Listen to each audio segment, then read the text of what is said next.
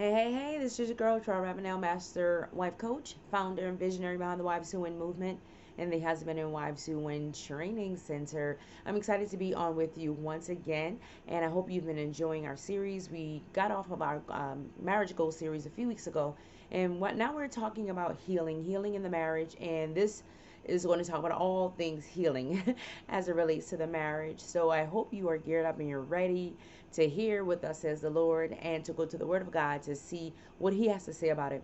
On last week, we talked about Hosea and Gomer.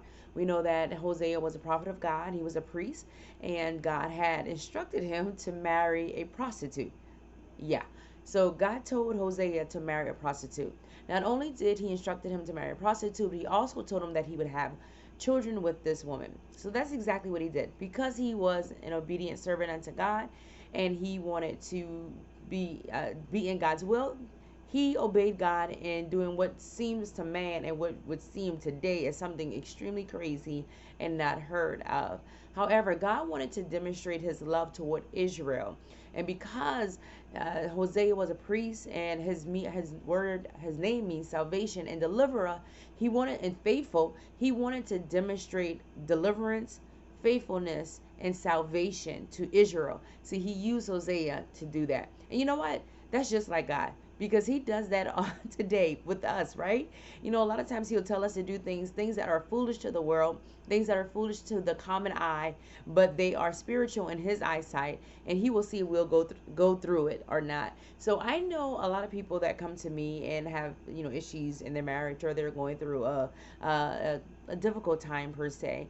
And the first question, or one of the first questions I normally ask is, do you believe that God put you together? And almost always they would tell me yes. So my thing is with that is, if you believe that God put you together, if you believe that God allowed you and your husband or you and your wife to cross paths, do you believe that when adversity hits, or if something happens, if a spouse cheats or some type of abuse or neglect or something goes on, that you are no longer joined with that person? Now, let's be clear. I am not condoning infidelity. I am not condoning abuse or any of those things that happen in marriages or relationships. However, what I'm trying to get you to see is that if God put you together, if that's what your words are, or if God allow you to align here on the earth as husband and wife, when adversity hits, your first decision should not be to leave the marriage or to leave the spouse or to get a divorce. So that's what I want you to try. That's what I'm trying to convey here. So we talked about Hosea in chapters 1 and 2 on last week, and we saw how Hosea was crying out to God, and he told God that he did not want to be married to this woman anymore, in layman's terms, right? He didn't necessarily say that, but what he did say is that that's not my wife and those are not my children. So already he had discredited her, and he had discredited the children as well. And last week we also talked about how the cheating that Gomar was struggling with, or prostituting, was due to a deeper issue or a deeper problem. I don't necessarily know what her issue or her problem was, but what I can tell you is that there was some level of brokenness that she was dealing with, and a lack of wholeness as to why she felt that she had to go back in the world and not only cheat on her husband, but also have two children on him. And we know that she had more than one because the Word of God tells us that her children, which is more than one, and also tells us, we're in verse 4 and 5, when Hosea was saying, for their mother has played the harlot. So we know that there were at least two children, if not more, that she had on Hosea. So what I want to convey to you on today is that if you are in a situation and there's any level of infidelity going on, or any type of abuse, or anything that's going on in your marriage, you have to get to the root cause. You have to find out why. It is not just because. It is not just because he's a man. It is not just because she's a woman. It's not just because that's how they've always been. There's a reason why. And we have to start looking at the deeper issue and get over just the symptom. The symptom is the marriage is going through. The symptom is my husband can't stop cheating, or my wife can't stop cheating, or my husband has a wandering eye, or my wife has a wandering eye. Those are symptoms to a much deeper problem. So in order for your marriage to heal, in order for your marriage to recover, you have to be willing to get to the deeper issue. So the first thing I want to give you is identification.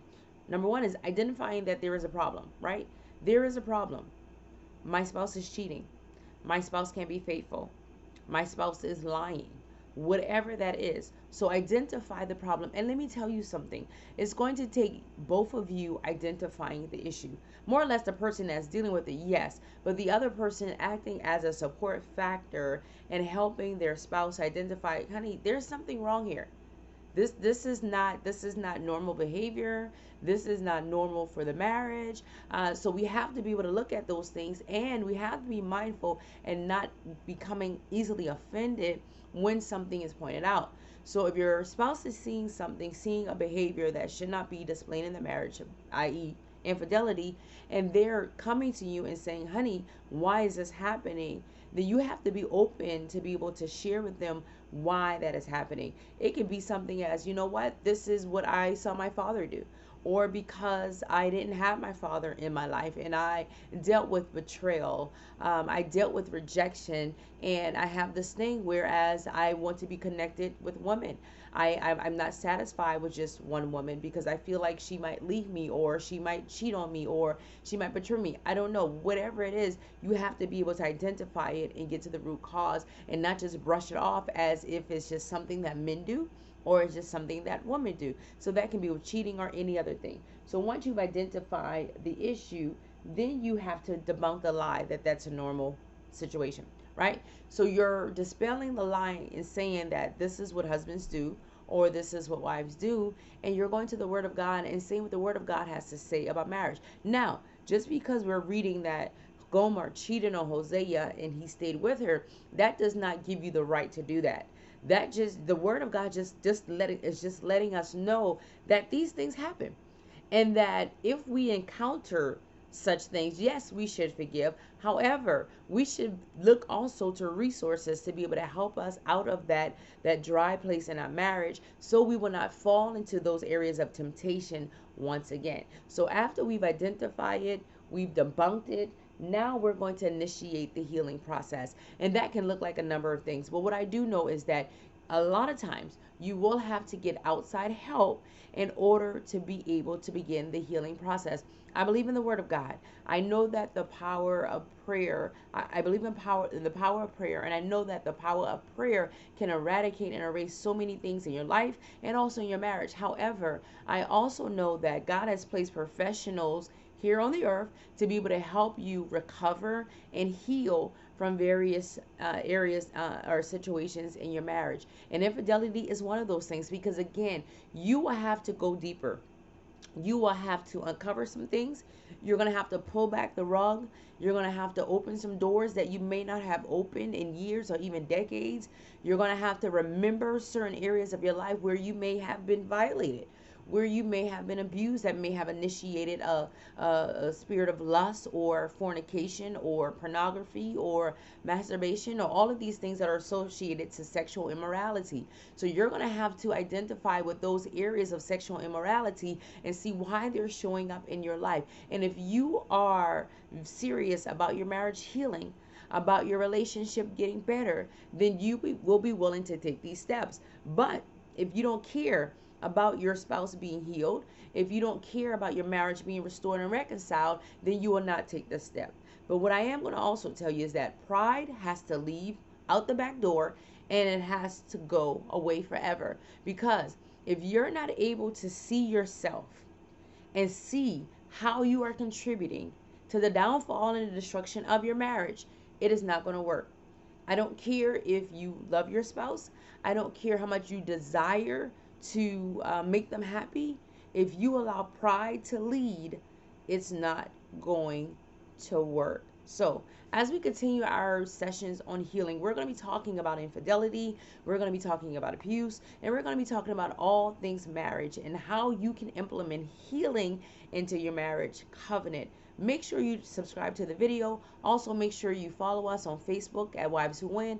Also, the Husband and Wives Who Win Training Center. And look forward to a video every week, every Sunday here, approximately about 8 p.m. And make sure you provide feedback. If you like the video, if you don't like the video, if there's there's something you want me to talk about in particular, a subject matter to cover, or any questions that you want to answer, that you want me to answer, please do reach out to us at info@wiveswhowin.com. That's info@wiveswhowin.com. Or you can always shoot me an inbox message on Facebook or Instagram, and I'll be sure to get back with you. Until next time, be blessed.